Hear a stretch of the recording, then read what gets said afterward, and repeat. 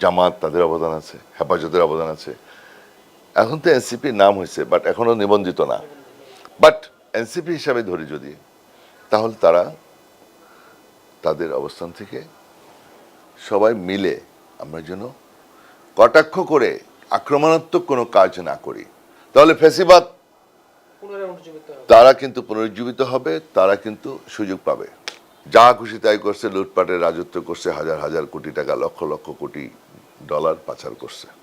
তো প্রথমে যদি এনসিপি ভঙ্গ করে, তখন বিএনপি ভঙ্গ করবে, জামাত ভঙ্গ করবে, হেফাজত ভঙ্গ করবে, জগন্নাথ বিশ্ববিদ্যালয়ের যদি দাবি নেওয়া যায় তারা ভঙ্গ করবে, ঢাকা ইউনিভার্সিটি যদি দাবি নেওয়া যায় তারা ভঙ্গ করবে, জাহাঙ্গীরনগর ইউনিভার্সিটি যদি আসে তারা ভঙ্গ করবে। তাহলে আগে তো এনসিপি ভঙ্গ করলো, এনসিপি তো পথ দেখাই দিল। এখন পত্রপত্রিকায় যেভাবে আসতেছে, আপনার আর কি অমুকে নাহিদের পিএস এপিএস 200 কোটি টাকার মালিক, আসিফের পিএস এপিএস 200 কোটি টাকার মালিক, আসিফের আব্বা বিভিন্ন জায়গায় ঠিকাদারি এইটা সেটা তদবির করে বেড়াচ্ছে।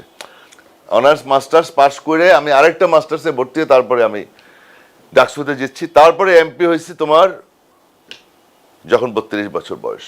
এদের আমরা চাই যে এরা বীর, তাহলে কেউ বীর হবে না। বীরেরা সম্মান পাক, এরা তো জাতীয় বীর। নাহিদ, হাসনাত, সার্জিস, আপনার আসিফ, এরা তো জাতীয় বীর, এরা তো বীরত্ব দেখিয়েছে। তো এই বীরত্ব, এরা তো সম্মান পাওয়ার যোগ্য, কিন্তু ওদের সম্মান তো ওদেরকে রাখতে হবে। তাদের বক্তব্য, তাদের আচার আচরণ, হাসনাতের কথা বলছিলাম, হ্যাঁ, তো এদের তো একটা ঐতিহাসিক ভূমিকা ছিল জুলাই আগস্টে, সামনে ছিল, অগ্রভাগে ছিল, ঠিক আছে। তো এখন সেটা যদি ধরে না রাখতে পারে, সে যদি তাদের বয়স এটা চিন্তা করতে হবে, তাদের অভিজ্ঞতা চিন্তা করতে হবে, তাদের স্ট্রেংথ কতটুকু সেটা চিন্তা করতে হবে। আচ্ছা, নির্বাচন কমিশনের যে স্ট্রেংথটা তো বোঝা উচিত। নির্বাচন কমিশন যে ঘেরাও করতে গেল, তখনও তো বুঝতে পারছে তাদের অবস্থানটা কি। উচিত হবে এটা, সেটা বড় কথা না, আমি কাউকে আন্ডারমাইন করছি না, যে বিএনপি বড় রাজনৈতিক দল, এটা সবাই জানে। এখন ফ্যাসিবাদ বিরোধী যারা আছে, জামাত তাদের অবদান আছে, হেফাজতের অবদান আছে। এখন তো এনসিপির নাম হয়েছে, বাট এখনো নিবন্ধিত না। বাট এনসিপি হিসাবে ধরি যদি, তাহলে তারা তাদের অবস্থান থেকে সবাই মিলে আমরা যেন কটাক্ষ করে আক্রমণাত্মক কোনো কাজ না করি, তাহলে ফ্যাসিবাদ তারা কিন্তু পুনরুজ্জীবিত হবে, তারা কিন্তু সুযোগ পাবে। সুতরাং এই জিনিসটা আমাদের একটা আন্ডারস্ট্যান্ডিং এ যাওয়া উচিত, যে আমরা বিচার করব, সংস্কারও করব, এবং এই দেশকে এগিয়ে নিয়ে যাব। এই দেশ 17 বছর ধ্বংস করে দিয়েছে শেখ হাসিনা, প্রত্যেকটা প্রতিষ্ঠান ধ্বংস করে দিয়েছে। এডুকেশন সেক্টর বলেন, হেলথ সেক্টর বলেন, ইকোনমিক সেক্টর বলেন, ব্যাংক সিস্টেম, ব্যাংকের অবস্থা, ব্যাংক লুটপাট করেছে। বাংলাদেশ ব্যাংকের টাকা পয়সা লুটপাট করার জন্য বাংলাদেশ ব্যাংকের আপনার কর্মকর্তারা পর্যন্ত আপনারা করছে, সহযোগিতা করছে। সজীবদের জয় টাকা বিভিন্নভাবে নিয়ে গেছে। তো এখন এদের তো কোনো দেশপ্রেম নাই, এবং এরা দেশটাকে একটা মগের মুল্লুক পাইছে। যা খুশি তাই করছে, লুটপাটের রাজত্ব করছে, হাজার হাজার কোটি টাকা, লক্ষ লক্ষ কোটি ডলার পাচার করছে। তো এখন এদের যে কি হবে পরিণতি, মানে দুঃখজনক। তারপরে তো আমাদের জুলাই আগস্টে যেভাবে খুন করলো, এই খুনের ভিতরে আমাদের প্রায় 400-500 কর্মী, আমাদের বিএনপির ছাত্র জনতা মারা গেল প্রায় 1,500-এর মতো, 1,500-এর মতো মারা গেল। আমাদেরই আছে 400-500-র মতো। এর আগে তো আমাদের অনেক, আমাদের কর্মীদের আমাকে গুলি করে মেরে ফেলছিল, আমার লিভারে গুলি। এনসিপিকে সবচেয়ে দায়িত্বশীল ভূমিকা রাখতে হবে। তারা যদি সামনের দিকে অগ্রসর হতে হয়, আমি চাই তাদের ভবিষ্যৎ উন্নতি হোক, ভালো করুক। তাদের একটা স্যাক্রিফাইস ছিল, কিন্তু তারা যেই পথ দেখাইতেছে, যেভাবে করতেছে, তারা আস্তে আস্তে আস্তে আস্তে বিতর্কিত হচ্ছে। যেমন তারা যেই চিফ অ্যাডভাইজারের বাসার সামনে, সচিবালয়ের সামনে মিছিল নিষিদ্ধ, কিন্তু তারা কেয়ার করে না। তারা নিষিদ্ধটা কেন মানে না? নিষিদ্ধ এরিয়ার ভিতরে কেন ঢুকে যায়? যে তুমি যদি আইন না মানো, তখন চিফ অ্যাডভাইজারকে বিতর্কিত করা হয়, গভর্নমেন্ট বিতর্কিত হয়ে যায়, নিরপেক্ষতা হারায়, আবার অন্যরা ফলো করবে। তো তুমি সহযোগিতা করবা প্রধান উপদেষ্টাকে এবং উপদেষ্টা পরিষদকে, গভর্নমেন্টকে সহযোগিতা করতে হবে, যেমন আমরা সহযোগিতা করতে চাই। আমরা তো আইন ভঙ্গ করতে চাই না। তো প্রথমেই যদি এনসিপি ভঙ্গ করে, তখন বিএনপি ভঙ্গ করবে, জামাত ভঙ্গ করবে, হেফাজত ভঙ্গ করবে, জগন্নাথ বিশ্ববিদ্যালয়ে যদি দাবি নেওয়া যায় তারা ভঙ্গ করবে, ঢাকা ইউনিভার্সিটি যদি দাবি নেওয়া যায় তারা ভঙ্গ করবে, জাহাঙ্গীরনগর ইউনিভার্সিটি যদি আসে তারা ভঙ্গ করবে। তাহলে আগে তো এনসিপি ভঙ্গ করলো, এনসিপি তো পথ দেখাই দিল। তো তারা যাবে ওখানে ঠান্ডা পানি খাওয়াবে, আর অন্যরা লাঠি পিঠা খাবে, গ্রেপ্তার হবে, এটা তো হয় না।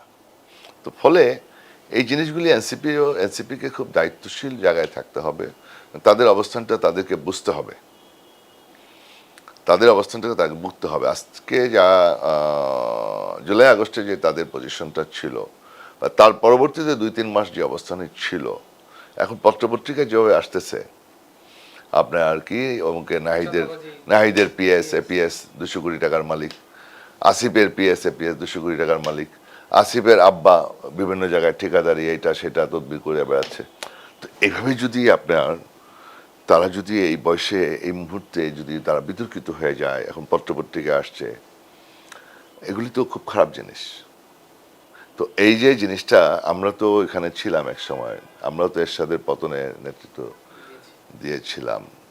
আমরা তো আস্তে আস্তে আস্তে আস্তে আমাদের তো ওই সময় পার্টির ম্যাডাম শুধু আমানুল্লাহ আমান সাহেবকে নমিনেশন দিছিল, তো সে চায়ও তো নাই, ম্যাডাম দিয়েছে। কারণ ওখানে মোস্তফা মন্টু খুব শক্তিশালী নেতা, তাকে হারাবার জন্য নৌকা মার্কার প্রার্থীকে হারাইতে হলে 90-এর গণঅভ্যুত্থানে নায়ককে দিতে হবে, আমান সাহেবকে দিয়েছে। খোকনকে বলছে ম্যাডাম, খায়রুল খোকন ডাকসুর জিএস, সে বলছে ম্যাডাম আমি তো প্রিপেয়ার্ড না। আরেকজন ওখানে ইলেকশন করছে, খোকন আরেকজন সুপারিশ করছে, সে নমিনেশন পাইছে, সে ইলেকশন করছে, সে এমপি হয়ে আসছে। আমি তো তখন ডাকসুতে ছিলাম এবং আমি ছাত্রদলের সেক্রেটারি ছিলাম।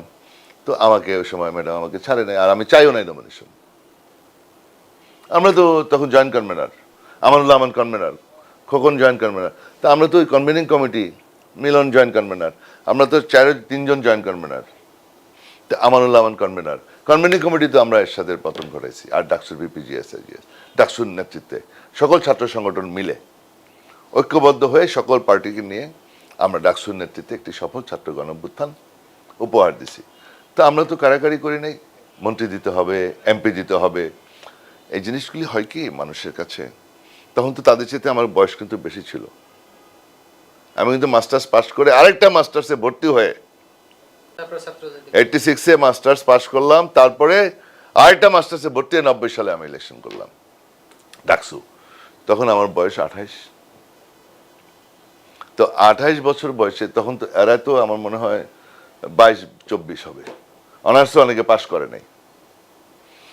অনার্স মাস্টার্স পাস করে আমি আরেকটা মাস্টার্সে ভর্তি হয়ে তারপরে আমি ডাকসুতে জিতছি। তারপরে এমপি হয়েছি তোমার যখন 32 বছর বয়স, 32, আই ওয়াজ দ্য ইয়াংগেস্ট। তো ওই সময় তো আমি এমপি হলাম, ছাত্রদলের দায়িত্ব পালন করলাম 3 বছর। পালন করার পরে আমাকে ম্যাডাম আমাকে এমপি ইলেকশন করতে পাঠাইছে এলাকায়। তা আমাকে বলছে যাও, ঠিক আছে। আমি গেলাম, ইলেক্টেড হয়ে আসলাম। তারপরে এসে আমি ছাত্রদলের সেক্রেটারি থাকাকালীন আমি ইলেকশন করে আসছি। ইলেক্টেড হয়ে এসে আমি ছাত্রদল থেকে সরে আমি এমপি হয়ে গেছি। পরে আমি আবার সোহেলের হাতে ছাত্রদলের দায়িত্ব দিলাম, ম্যাডামের কনসার্ন নিয়ে। এই তো দেশের নাম্বার 1 ট্রেডিং অ্যাপ নিফটি ফার্স্টে পাচ্ছেন ট্রেডিং এর সব সুবিধা, dual এক্সটেন্স access, company analysis, portfolio তৈরি করা সহ আরও অনেক ইউনিক ফিচারের সাথে ট্রেড করতে ডাউনলোড করুন এক্ষুনি।